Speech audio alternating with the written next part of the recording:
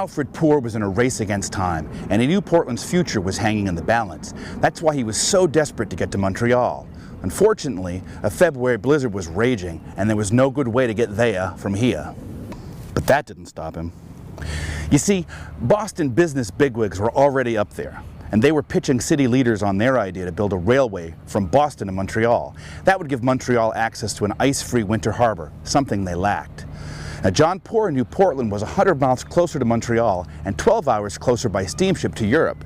Building the railroad from here would make more sense. He knew that, but to convince them, he'd have to get there first. So, going via Rumford and Dixfield Notch in the White Mountains, Poorâ made the 300-mile journey by horse and sleigh in 4 days. He got frostbite and he caught pneumonia on the way, but he made it to Montreal on February 9th, 1845. Now, John Poorâ was a big fella. He stood about 6'2", weighed about 250. Pretty much exactly my size, actually. Anyway, he knew how to spin a tale, too. He was a lawyer and a teacher by trade. And after 3 hours rest, he made his pitch, and it worked. The Canadians agreed. 3 years later, the first leg of the railroad opened. That was 169 years ago this week, on July 20th, 1848.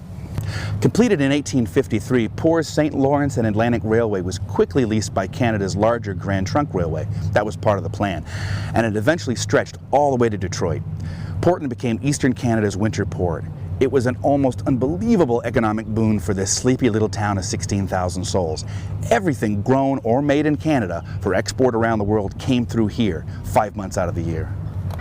For a while, railroads and steamships helped Portland rival Boston in economic clout. John Poorâ even started the Portland Company here to make railroad locomotives. He eventually helped start or run 4 more railroads before he died in 1871. And in that time, Portland's population doubled and its economic valuation quadrupled.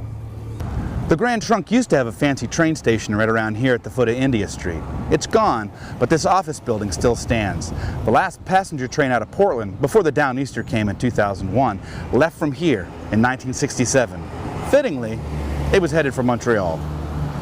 These pilings are what's left of the enormous grain elevators that used to stand here and store 1.5 million bushels of Canadian wheat. They burned down or were torn down in the 70s. The Grand Trunk continued freight service to Portland's waterfront until 1984. As a kid in the 70s, I remember trains running up and down Commercial Street.